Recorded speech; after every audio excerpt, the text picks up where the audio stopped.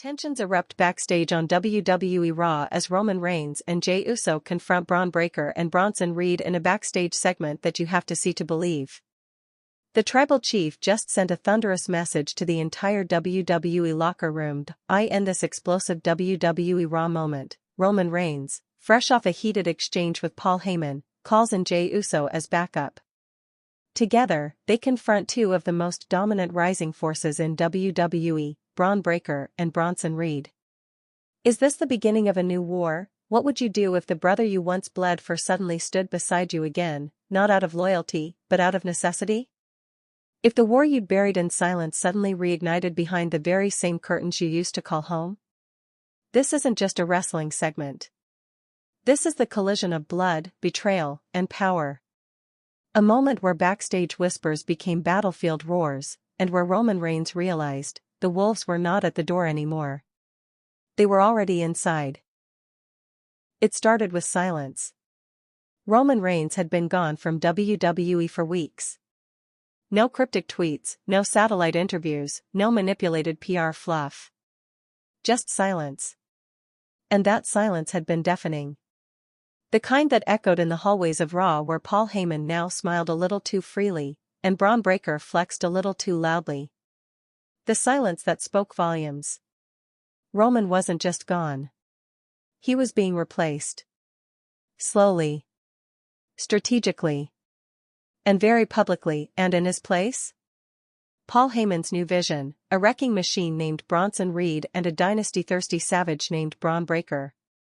Together, they were being positioned not just as future stars, but as destroyers. Paul's new chosen ones. The new order. But what they didn't know was that Roman Reigns had been watching. Not from the locker room. Not from his throne. But from the shadows. The tension began building the moment Monday Night Raw went live from Cleveland. The atmosphere was off. The crowd was loud, but distracted. A sense of anticipation lingered in the air. A sense that something was coming, and it wasn't another match. Cameras cut to a dimly lit corridor backstage. Bronson Reed was leaning against a production crate, arms crossed, eyes burning with arrogant calm. Next to him, Bron Breakker paced like a caged lion, his movements sharp and calculated. He wasn't waiting. He was hunting. And they both knew it. Moments later, Paul Heyman arrived, suit crisp, phone in hand, the sly grin on his face barely masking the nerves underneath. I told you, he whispered to Reed. This is our yard now. No ghosts. No tribal chants. No Roman Reigns. But the moment that name passed Heyman's lips, the tension snapped, because Roman Reigns had returned. It wasn't a grand entrance. It wasn't music or pyro. It was a shadow that fell over the hallway. A silence that drowned out even the buzzing of the production trucks. And when Bron Breakker turned, what he saw stopped him cold. Roman. In black. Hoodie up. Eyes locked. Not flanked by security or Solo Sikoa. Not smiling. Not speaking, and then came the twist no one saw coming. Jey Uso. He emerged from the other end of the hallway like a bullet from the past. Not smiling. Not dancing. Just walking, deliberately, calmly, dangerously, until he was shoulder to shoulder with Roman Reigns. No words exchanged. Just history. And pain. And unfinished business burning in the air like static. Paul Heyman's face turned ghost white. You shouldn't be here, he said, his voice trembling just enough to be heard by the mics planted in the hallway for documentary-style coverage. Roman didn't flinch. I made this place, he replied. And I don't need your permission to take it back. It wasn't just a threat. It was a declaration. What followed wasn't a brawl. It wasn't a punch or a spear or a super kick. It was more dangerous than that. It was a confrontation soaked in control. Roman stepped toward Breakker first. The camera caught the tension in Breakker's jaw. The flinch he tried to suppress. Reigns stared at him, not like an enemy, but like a disappointment. You think you're me? Roman asked. Breakker didn't respond. He didn't have to. His silence was laced with defiance. But Jey's reaction was sharper. You're not even your uncle yet, Jey muttered, arms folded. let alone Roman Reigns. That was the first crack in the mask. Bronson Reed shifted his weight, visibly tensing. His stare burned into Jey, but Jey didn't blink. Not this time.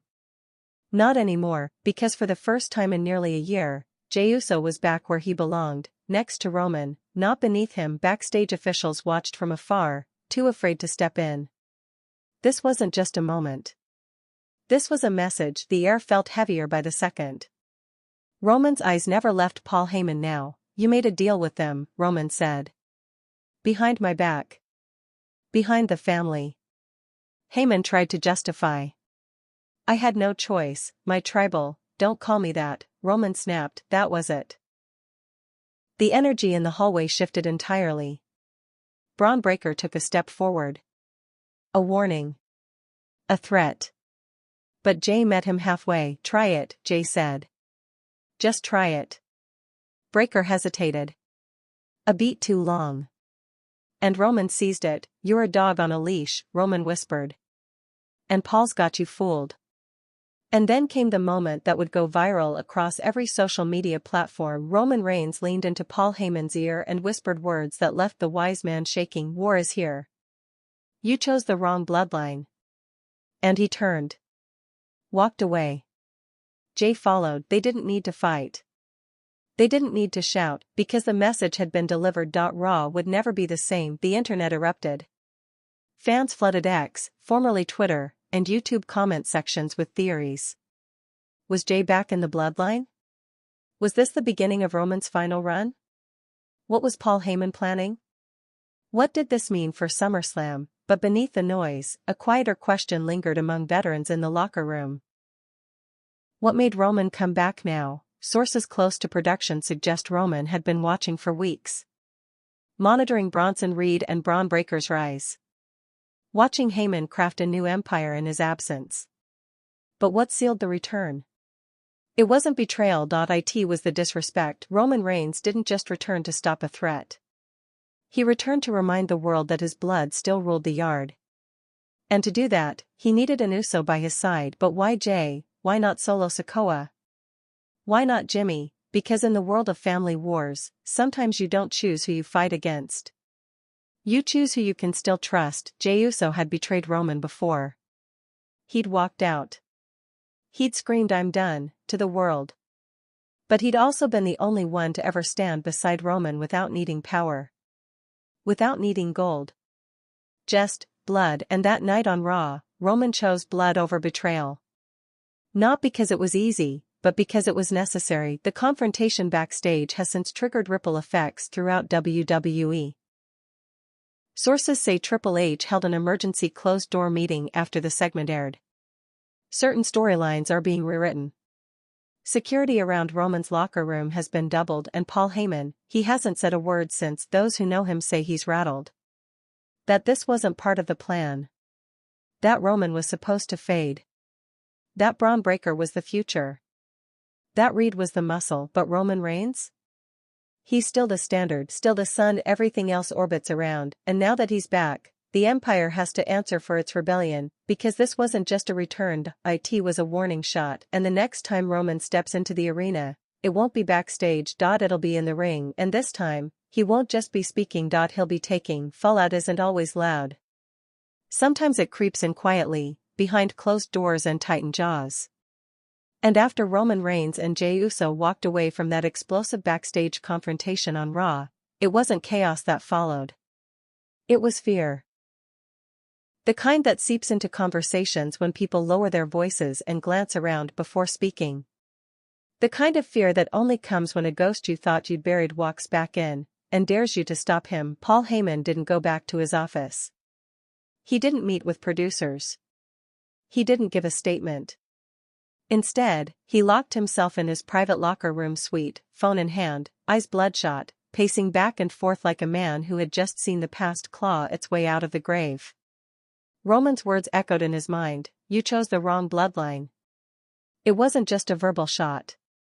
It was a death sentence, because Paul Heyman had made a career on choosing sides. And this time, he bet against the only man who ever gave him absolute power. And lost. Inside the suite, Heyman made a series of frantic phone calls. First to Bron Breakker. No answer. Then to Bronson Reed, who simply replied, "We're ready if he wants war." But that wasn't the reassurance Heyman needed. Because this wasn't about being ready. It was about who Roman brought with him, Jey Uso, the one name Heyman didn't expect. The one name that shattered the entire strategy. For months, Heyman had operated under the assumption that the bloodline was dead, fractured beyond repair after Solo Sikoa's rise, Jimmy's downfall, and Roman's retreat. But he'd underestimated something vital: the power of unfinished business. The emotional gravity of bonds that had been broken, but not erased. Roman wasn't returning to rebuild the past, he was returning to avenge it. And Jey? He wasn't siding with Roman because of titles or power, he was there for justice. In the hours after Raw, the WWE locker room turned into a silent storm. Superstars gathered in hallways, catering areas, and parking lots, trading theories like currency. Some called it a desperate move. Others called it the beginning of Roman's endgame. But no one, dismissed the gravity of what had just happened. "Did you see the look on Bron's face?" one talent whispered to another. He flinched. That wasn't a confrontation. That was a coronation. Another added, "Heyman looked like he saw death." That's not acting. That's Roman. Meanwhile, Jey Uso's locker room door stayed shut. No interviews. No comments. Just silence, but silence from a man like Jey means he's locked in. And then, quietly, the first domino fell. An internal memo was leaked, and signed, unverified, but circulated among trusted names in production.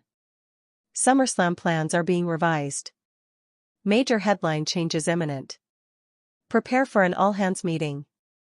The implications were immediate.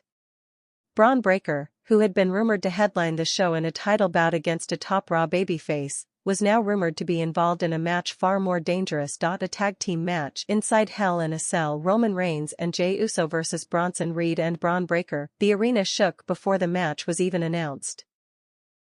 Because this wasn't about wins or titles anymore, this was about legacy, and legacy doesn't forgive. Backstage, Paul Heyman was seen speaking quietly with Adam Pearce. Sources say the conversation was heated, but short. Heyman had only one request: contain this. But it was too late. Roman Reigns had already spoken to the board. He'd already invoked his return clause, a clause buried deep in his contract, granting him authority to appear on any brand if provoked or named in a factional challenge. Heyman's entire plan had collapsed in a single night, and now, the spotlight wasn't on Bronson Reed, it was on the cracks forming in Heyman's new regime. The cracks that Roman had stepped through like a shadow from another era. By Wednesday, WWE posted an official teaser. This Friday on Smackdown, the Tribal Chief speaks. No graphics. No music, just 5 words, but 5 words were enough. The internet exploded. Hashtag Tribal Chief returns trended worldwide. Fan theories poured in. Was Solo Sikoa going to respond? Would Jimmy Uso reappear? Was Jey really back in Roman's corner, or was this another manipulation? And then, something strange happened. A leaked arena report revealed that Zilla Fatu and Jacob Fatu were also being flown in for SummerSlam weekend. Coincidence? No, because Roman's return wasn't just about confronting Heyman and Bronson Reed. It was about reclaiming the family tree, and deciding who stays, and who falls. Insiders whispered about a possible bloodline civil war match at Survivor Series. Roman and his loyalists against Paul Heyman's manufactured monsters. A dynasty versus an experiment. Honor versus ambition. But the war couldn't wait for November. The battle had already begun. That Friday on SmackDown, Roman Reigns walked to the ring under a blacked-out entrance. No pyro. No bloodline theme. No Usos chant, just his footsteps, and when he stood in that ring, microphone in hand, the entire arena went silent. He didn't speak immediately. He stared into the camera. Eyes unblinking. Then finally, he said, "Paul Heyman, you think you created me?" He let the words hang in the air. I made you rich. I made you feared. But I also made a mistake. I let you stand behind me when you were stabbing through me. The crowd erupted. Roman wasn't here to reclaim his throne. He was here to burn the castle down, and in the front row, Jey Uso stood arms folded, watching, nodding, and waiting for his name to be called again. Roman's voice dropped low. At SummerSlam. I'm not coming to compete. I'm coming to collect. Camera cut. Fade to black. No match announced. No stipulation confirmed, but the world understood this wasn't business. It was blood. And Paul Heyman? He was now a marked man. SummerSlam arrived not with fireworks, but with tension thick enough to slice through the LED boards. There was no traditional hype package. No upbeat theme song. No backstage interviews hyping the match. Just silence and shadows. WWE didn't need to sell the drama. The world was already watching. All eyes were on the main event, Roman Reigns and Jey Uso vs. Bron Breakker and Bronson Reed. A match born from betrayal. Forged in silence. And escalated by Paul Heyman's desperation to build a new dynasty from recycled violence. But as the steel cell began to lower, and fans roared in anticipation, there was one question no one could answer: where was Solo Sikoa? He hadn't been seen since the Raw where Roman Reigns returned. No tweets. No appearances. Not a word. And that silence was louder than any entrance theme. As the cage locked in place, Bron Breakker paced like a beast in waiting. Bronson Reed stood calm, arms crossed, jaw clenched. But Paul Heyman, he was nowhere to be found. Gone. Disappeared into the shadows he used to command, and then the lights dimmed. Roman's music didn't play. There was no Titantron. Instead, a spotlight hit the entrance ramp. Roman walked out, slow, deliberate, his hair tied back, his eyes dead calm. He wore no vest. No gauntlets. Just a simple black hoodie, pulled back to reveal a face carved from fury and purpose. Beside him, Jey Uso, hood up. Head down. His fists clenched like he had something to prove, and someone to punish. They entered the cell like wolves stepping into enemy territory. Not fast. Not reckless. Just, prepared. The bell rang, but no one moved. Instead, Roman stepped forward, eyes fixed on Bron Breakker. You think you're next? He said. Breakker didn't flinch. I'm now, he growled, and then chaos exploded. Bronson charged at Jey, but caught a surprise superkick that staggered him. Roman exploded into Breakker with a clothesline that sent both crashing into the cell wall. The fight was raw. Brutal. Nothing technical. Nothing pretty. Just hate. Jey Uso, fueled by years of emotional whiplash, went at Reed with a ferocity that shocked even the announcers. He wasn't just fighting a monster. He was exorcising demons. Every punch. Every dive. Every yell. It all meant something. Roman, meanwhile, was surgical. He didn't rush. He didn't scream. He stalked Bron Breakker like a lion that had waited too long to reclaim its place in the food chain. Breakker was strong. Explosive. But Roman was relentless. Calculated. He threw Breakker into the cage. Speared him against the steel. Slammed him into the corner with the kind of power only someone fighting for legacy could summon. The match had no rest holds. No strategy sessions. Just war. And yet, something was off. Midway through the match, Roman's gaze flickered upward toward the entrance ramp. Not because of noise, but because of instinct. And then it happened. Solo Sikoa. He appeared in the crowd. No music. No spotlight. Just him, cloaked in black, hoodie covering his face, walking through the sea of fans like a ghost from a forgotten bloodline. The audience noticed first. A roar started in the upper deck. Spread through the stadium like wildfire. Jey noticed next. He froze mid-move, eyes locked on his brother. Reed capitalized with a Samoan drop, but the damage was already done. Roman turned slowly, seeing Solo standing at the base of the cage, arms crossed, expression unreadable. Breakker, bloodied but smirking, looked at Roman. Looks like your own blood don't know where to stand anymore. Roman didn't respond. Instead, he walked over to the cage wall, staring down Solo through the steel, and then Roman spoke just loud enough for the mics to catch. You here to fight me, or follow me? For a long moment, Solo didn't move. Then, he pulled the hoodie back. His eyes were blank. No smile. No snarl, just silence. Then he turned, and walked away. No betrayal. No assist, just a message, not yet. The audience was stunned. Commentary was silent, and in that moment of confusion, Roman turned, only to eat a spear from Bron Breakker that nearly folded him in half. Breakker slammed the mat in frustration.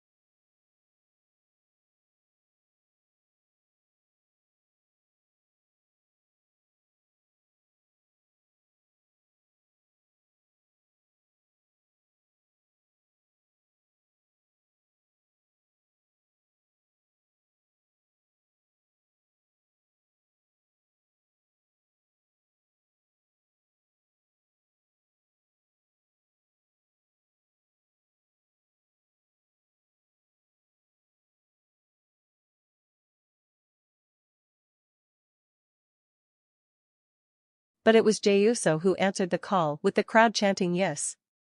Yes. Yes. He sprang back to life. Super kick to Reed. Dive to Breakker. Frog splash off the top onto both. He dragged Roman to his feet, and in one of the most shocking moments of the night, Jey tagged himself in. Roman looked confused. Jey stared at him, then turned back toward Breakker. Super kick. Spear.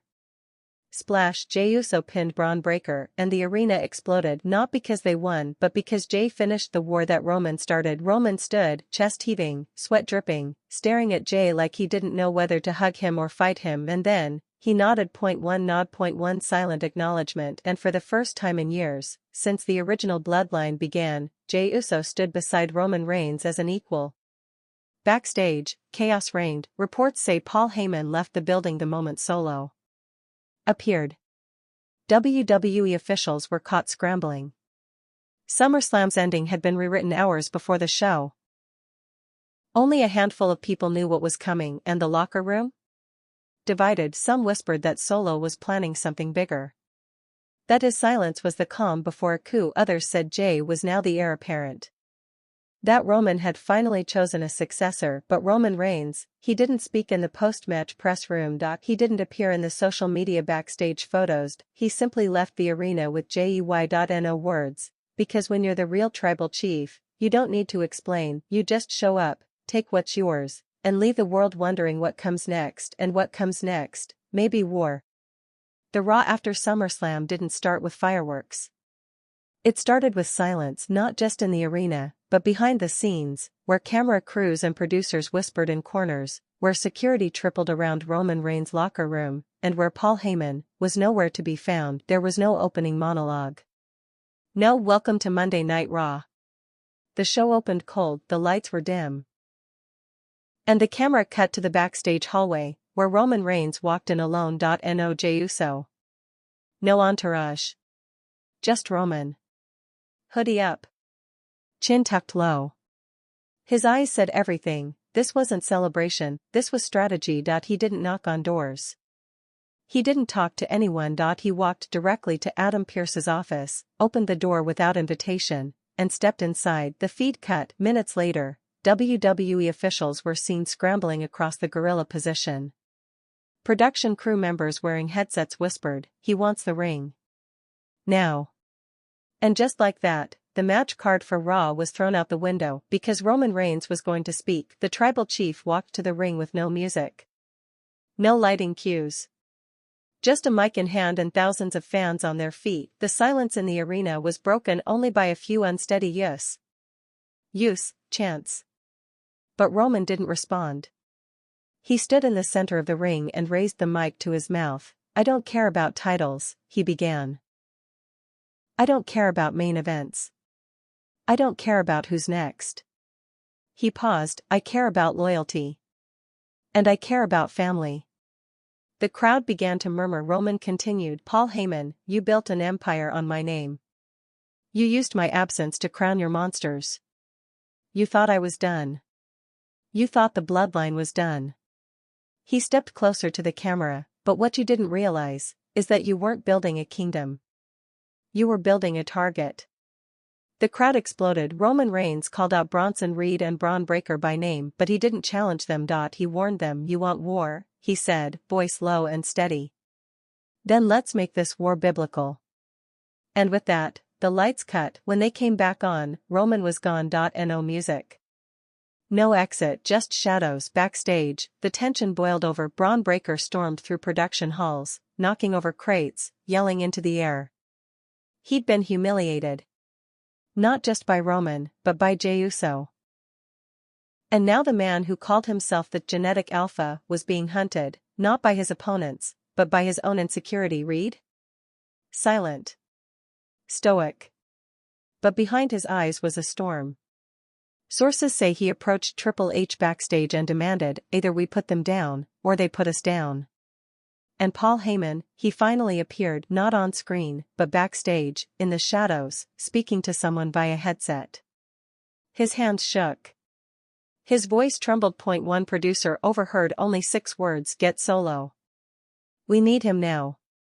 Because the balance of power had shifted again, and not in Paul's favor. Later that night, as the third hour of Raw began, WWE aired a pre-recorded message from Jey Uso. No music. Just a black room and a single chair. Jey sat down, elbows on his knees, face dimly lit. "You think I forgot?" he began. "You think I forgot what Roman put me through? What the bloodline did to me?" He looked straight at the lens. "I didn't forget." A long pause. "I just forgave." The crowd cheered. But forgiveness don't mean weakness. He stood up, cracking his knuckles. "I ain't back because I'm loyal. I'm back because y'all made this war personal. And now I finish what you started." The promo ended with a single line in white text on a black screen: "Smackdown, the bloodline reunites." And just like that, WWE had reloaded the biggest storyline in modern wrestling history. But the most shocking twist of the night didn't happen in the ring. It happened in the parking lot. As the show went off the air, a camera caught Paul Heyman walking quickly toward a black SUV. As he opened the door, a voice called out behind him, "You're running again?" Heyman turned. Solo Sikoa, hood down. Eyes cold. Standing under the parking lot lights like an executioner, Heyman tried to speak, but Solo cut him off. "Roman's back. And he brought Jey." Heyman nodded slowly. "I know." Solo stepped closer. "You promised me this was our time." Heyman swallowed hard. "It still can be. But we have to move carefully." "No more talk," Solo interrupted. He looked past Heyman, toward the SUV, then back at him. "I'll see you Friday." And he walked away, leaving Heyman frozen, shaking, and very much alone. In the days that followed, WWE officials scrambled to organize what was quickly becoming a factional crisis. Reports suggest Roman Reigns has been given creative control over his faction's future appearances. Jey Uso's contract was quietly renegotiated to allow for dual-brand appearances. Bronson Reed and Bron Breakker were pulled from several promotional events, reportedly due to internal heat. But the most explosive update came from inside SmackDown's writing team. Roman Reigns had pitched a match. War Games. 5-on-5, the Bloodline vs. The Resistance. Only one problem: no one knows who's actually in either faction. Is Solo Sikoa with Paul Heyman, or still biding his time? Is Jimmy Uso going to choose sides? And what about Jacob Fatu and Zilla Fatu, silent shadows watching this war unfold? Roman Reigns isn't just playing chess. He's tilting the entire board, and the game has only just begun. SmackDown opened to absolute silence. No fireworks, no announcer screaming into the camera. Just a slow pan across the packed arena, lit in deep crimson and gold. The commentary team's voices were hushed, reverent even, as if they knew what was about to happen would be less like a wrestling promo, and more like history being rewritten, because tonight wasn't about championships, tonight was about family and betrayal. The cameras cut backstage, to the very heart of the storm. The locker room corridor. Empty, save for one figure standing with his arms folded, back against the wall. Solo Sikoa, expression unreadable. Hood down. Arms locked across his chest like a soldier awaiting deployment. You couldn't tell if he was angry, calm, or just done. For weeks, the silent enforcer of the bloodline had disappeared into the shadows. Now he was back, and tonight, he would speak. Roman Reigns arrived moments later, stepping out of a black SUV with Jey Uso walking quietly behind him. Roman didn't say a word. He didn't nod. He didn't smirk. His eyes stayed fixed on the camera, sharp as a blade, his pace slow, deliberate, almost ceremonial. But Jey? Jey's eyes wandered. He scanned every hallway, every corner. Like a man waiting for the next knife to come from behind, they reached the hallway corner, and then stopped, because standing directly in their path was Solo.no music. No crowd noise, just three men, blood. Family. History and betrayal. Roman stared at him for a long time. Minutes felt like hours. Jey's fists clenched. Solo didn't blink, then Roman broke the silence. You didn't show up for the fight, he said. Solo didn't answer. You let them hit me. Let them touch me, Roman continued. You walked away. Still no answer. Jey took a step forward. Say something, Uso. Anything. Solo's eyes locked onto Jey. You really back, he asked. Or just until he uses you again? Jey's face twisted, somewhere between guilt and rage. Roman stepped between them. This ain't about him, he said. This is about you. He turned to Solo now. You chose Paul Heyman.